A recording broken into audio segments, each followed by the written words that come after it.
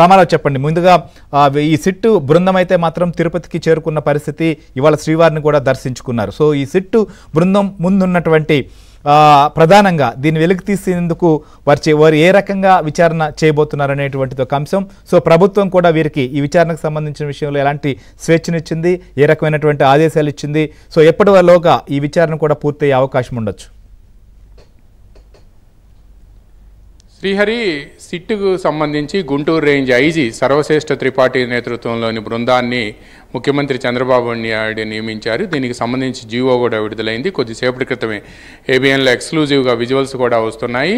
ఈ త్రిపాఠి బృందం ఇప్పటికే తిరుమల చేరుకొని అక్కడ శ్రీవారిని దర్శించుకొని ఆ తరువాత వాళ్ళు విచారణ ప్రారంభించాలి అని నిర్ణయించారు. ఇందులో ప్రధానంగా శ్రీహరి ఆయన సర్వశ్రేష్ఠ త్రిపాఠితో పాటు విశాఖ రేంజ్ డిఐజీ గోపీనాథ్ జెట్టి, అదేవిధంగా కడప ఎస్పీ హర్షవర్ధన్ రాజు, వీళ్ళ ముగ్గురు నేతృత్వంలోని బృందం అంతా కూడా ఇప్పుడు దర్యాప్తు ప్రారంభించాలని నిర్ణయించింది.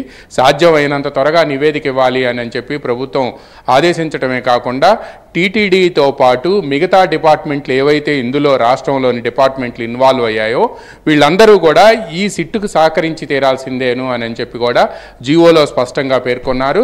అదేవిధంగా టర్మ్స్ ఆఫ్ రిఫరెన్స్లో ప్రధానంగా తిరుమల శ్రీవారి ప్రసాదం అత్యంత పవిత్రంగా భావించే భక్తుల మనోభావాలు గాయపడ్డాయనని, వాళ్ళ మనోభావాలు దెబ్బతిన్నాయని, అందువలన లడ్డూ ప్రసాదం తయారీకి ఉపయోగించే నెయ్యిలో కల్తీ జరగటంతో దీనిపై పూర్తి స్థాయిలో దర్యాప్తు చేయాలనే ఉద్దేశంతోనే ఈ సిట్టు బృందాన్ని నియమించామని రాష్ట్ర ప్రభుత్వం జీవోలో పేర్కొంది.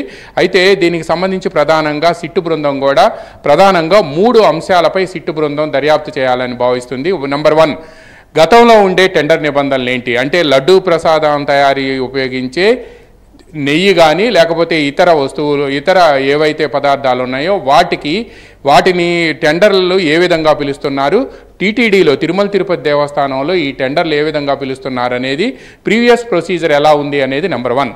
నెంబర్ 2, ఇప్పుడు ఈ ఏఆర్ డైరీ నుంచి నెయ్యి వచ్చిన సమయంలో దాదాపుగా టెండర్ షెడ్యూల్లో 17 క్లాజులు సవరించారు అనేది ప్రధానమైన అభియోగం. ఈ 17 క్లాజులు తొలగించిన దాంట్లో ఒకే ఒక్క సింపుల్ ఉదాహరణ ఏంటంటే ఎవరైతే నెయ్యి సరఫరా చేస్తారో ఆ సరఫరా చేసే డైరీ, అదేదైనా ఏఆర్ డైరీ కానీ లేకపోతే కర్ణాటక మిల్క్ ఫెడరేషన్ కానీ ఎవరైనా కానీ వాళ్ళకి 300 కోట్ల రూపాయల టర్న్ ఓవర్ ఉండాలని టెండర్ షెడ్యూల్లో ప్రీవియస్గా ఉండేది. కానీ ఇప్పుడు ఈ ఏఆర్ డైరీ సరఫరా చేసేటప్పుడు టెండర్ షెడ్యూల్ మార్చిన దాంట్లో దాన్ని 150 కోట్ల రూపాయలకి తగ్గించారు అనేది ప్రధానమైన అభియోగం. అదేవిధంగా పాల ప్రాసెసింగ్కు సంబంధించి కూడా తగ్గించారు అనేది కూడా, క్వాంటిటీ తగ్గించారు అనేది కూడా చెప్తున్నారు.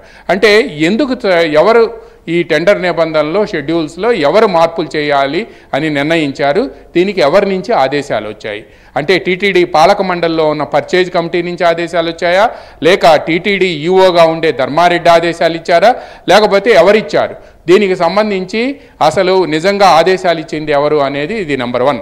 నెంబర్ 2, ఏఆర్ డైరీ ఏదైతే తమిళనాడులో ఉందో ఆ ఏఆర్ డైరీకి అసలు నిజంగా అంత పాలను ప్రాసెస్ చేసే కెపాసిటీ కానీ లేకపోతే మొత్తం వచ్చిన 8 ట్యాంకర్లో 4 ట్యాంకర్ల కల్తీ నెయ్యి జరగటంతో ఆ కల్తీ నెయ్యితో తయారు చేసిన లడ్డూపై విపరీతంగా భక్తుల నుంచి ఫిర్యాదు రావటం, ఆ తర్వాత జూన్ 6, జూన్ 12 తేదీల్లో వచ్చిన 4 ట్యాంకర్లను కూడా నిలిపివేసి ఎన్డీడీబీ నేషనల్ డైరీ డెవలప్మెంట్ బోర్డుకి గుజరాత్లో ఆనంద్కి శాంపుల్స్ పంపటం, ఆ శాంపుల్స్లో ఫారిన్ బాడీస్ అంటే ముఖ్యంగా వేరే జంతు యానిమల్ ఫ్యాట్ అందులో ఉంది అని చెప్పి తేలింది.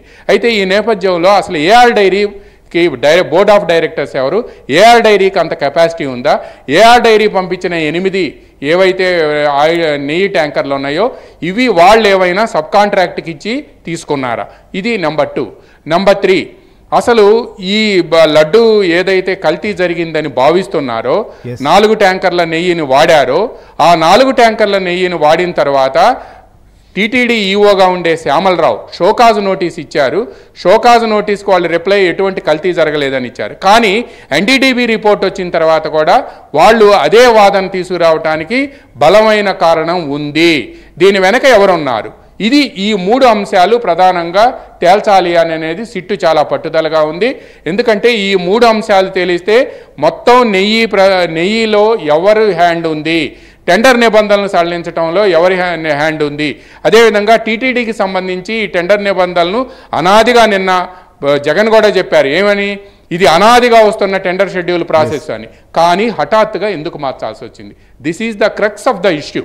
అంటే ఇక్కడ తేలితే మొత్తం తిరుమల లడ్డూలో నెయ్యి కల్తీకి సంబంధించి దీని వెనక ఎవరున్నారు, దీని కింగ్ పిన్ ఎవరు, సూత్రధారులు ఎవరు, పాత్రధారులు ఎవరు అనేది ఈజీగా తెలిసిపోతుంది అనేది సిట్టు బృందం భావిస్తుంది. ఆ దిశగానే టీటీడీ ఈఓ నుంచి కానీ లేకపోతే టెండర్ షెడ్యూల్స్ని ఖరారు చేసే అక్కడ ఉండే ఏదైతే డిపార్ట్మెంట్ ఉందో టీటీడీలో వాళ్ళ దగ్గర నుంచి కూడా మొత్తం డీటెయిల్స్ తీసుకోవాలని నిర్ణయించారు. దీంతో పాటు సిట్టు 3 బృందాలుగా మారబోతుంది శ్రీహరి. నంబర్ 1 టీటీడీలో దర్యాప్తు జరపటం. నెంబర్ 2 ఏఆర్ డైరీకి సంబంధించి తమిళనాడులో దిండిగల్కు 15 కిలోమీటర్ల దూరంలో ఉండే ఏఆర్ డైరీ ఏదైతే ఉందో ఆ ఏఆర్ డైరీని అసలు దాని పుట్టుపూర్వోత్తరాలు ఏమిటి, దీనికి ఎవరు సారథ్యం వహిస్తున్నారు, అసలు నిజంగా ఏఆర్ డైరీకి అంత కెపాసిటీ ఉందా, పాలన ప్రాసెసింగ్ చేసే కెపాసిటీ ఉందా, నెయ్యి సరఫరా చేసే కెపాసిటీ ఉందా, ఈ రెండింటిని చూసేందుకు ఇంకొక బృందం. నంబర్ 3 లడ్డు కల్తీకి సంబంధించి 4 ట్యాంకర్లు వచ్చినప్పుడు టీటీడీ అధికారులు ఎందుకు సరైన చర్యలు తీసుకోలేకపోయారు, నంబర్ 1.